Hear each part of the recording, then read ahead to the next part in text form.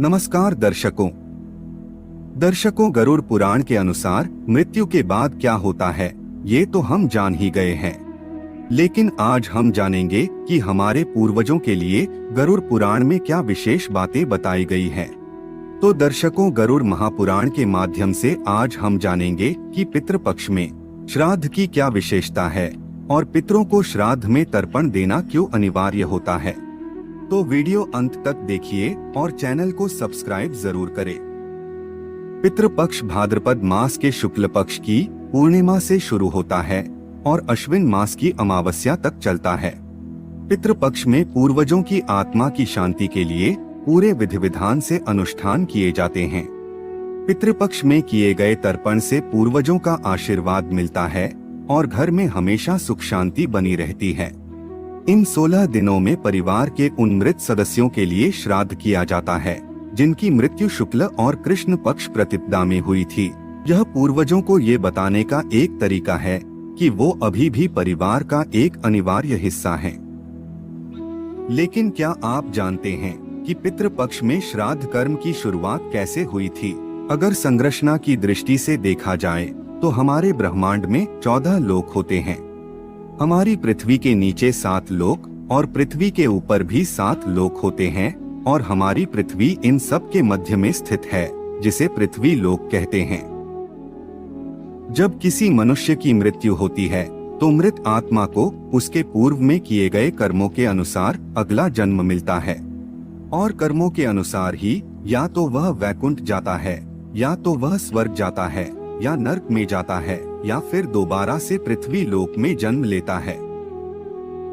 लेकिन जब किसी आत्मा के कर्मों के अनुसार उसे किसी भी लोक में जन्म नहीं मिल पाता या फिर किसी भी योनि में, तब वह पितृलोक में निवास करती है और तब तक निवास करती है जब तक उसका कोई निर्णय नहीं हो जाता। दोस्तों, साल भर हमारे पूर्वज पितृलोक में ही निवास करते हैं। पितृलोक एक तरह से वेटिंग रूम की तरह होता है, लेकिन साल में केवल 15 दिन के लिए भगवान पितृलोक के द्वार खोल देते हैं ताकि हमारे पूर्वज हमसे मिलने पितृलोक से पृथ्वी लोक आ सके और अपने लिए साल भर का भोजन और जल प्राप्त कर सके, जो उनके प्रियजनों अथवा परिवार जनों के द्वारा दिया जाता है। जो लोग अपने पूर्वजों के लिए अच्छे से तर्पण करते हैं, उन्हें भोजन प्राप्त करवाते हैं, उनके पूर्वज खुशी खुशी दुआएं देते हुए वापस पितृलोक जाते हैं, जिसकी वजह से उनके घर में खुशहाली आती है और सभी प्रकार के रोग दूर होते हैं और सारे काम बनते जाते हैं। कभी कभी पितृ हमारे सपनों में भी आते हैं, जैसे आपके सपनों में दादा दादी या अन्य परिजन आते होंगे और उनके मन पसंद भोजन की मांग करते हैं। इस स्थिति में हमें चुपचाप से उनका वह भोजन अर्पण कर देना चाहिए। परंतु जो लोग अपने पितरों को भोजन या जल का तर्पण नहीं करते तो उनके पितृ धरती से भूखे ही वापस चले जाते हैं और अपने परिजनों से नाराज हो जाते हैं। इस तरह से पितरों के नाराज होने से उनके परिवार जनों को पितृ दोष लग जाता है और उन्हें अनेक प्रकार के रोग, कष्ट व दुख लग जाते हैं। बनते हुए सारे काम भी बिगड़ने लगते हैं। इसलिए दोस्तों, पितृपक्ष में हमें अच्छे से तर्पण करना चाहिए। अलग अलग प्रकार के व्यंजन बनाकर अर्पण करना चाहिए ताकि हमारे पितृ खुश होके हमें आशीर्वाद देते हुए वापस पितृलोक चले जाएं। तो दर्शकों, आइए अब जानते हैं कि गरुड़ पुराण के अनुसार कैसे हम अपने पितरों को भोजन व जल अर्पण करेंगे। आपको बता दे, पितृलोक के देवता यानी आयरमा, उनका वाहन कौवा है। तो जब पितरों को भोजन दिया जाता है तो कौवे का आवाहन किया जाता है। कौवा उनके सगे संबंधी और परिवार जनों के द्वारा दिए हुए भोजन व जल को उनके पितरों तक पहुंचाता है। कुत्ते को भी भोजन दिया जाता है क्योंकि कुत्ता धर्मराज के दूत का प्रतीक है, और गाय को भी भोजन दिया जाता है क्योंकि गाय में सभी देवी देवताओं का वास रहता है।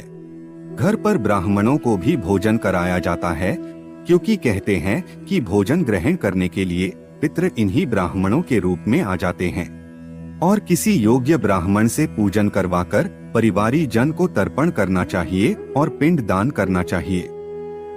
सबसे पहले कौवे को भोजन, उसके बाद गाय को भोजन, फिर कुत्ते को भोजन और धनवान व्यक्ति को करीब 21 ब्राह्मणों को भोजन करवाना चाहिए। वहीं मध्यम वर्ग के व्यक्ति को करीब 5 ब्राह्मण, और अगर कोई व्यक्ति गरीब है और उसके पास श्राद्ध करने की व्यवस्था नहीं है तो उसे किसी मंदिर में जाके अपने पितरों को याद करके स्मरण करते हुए हाथ जोड़ने चाहिए। लेकिन कभी भी कर्ज लेके श्राद्ध नहीं करना चाहिए, क्योंकि उससे पितर भी कर्ज देने वाले के कर्जदार हो जाते हैं और उनको मुक्ति नहीं मिल पाती है। इसलिए हमें हमेशा अपनी योग्यता के अनुसार ही पितरों का श्राद्ध करना चाहिए और उन्हें भोजन कराना चाहिए।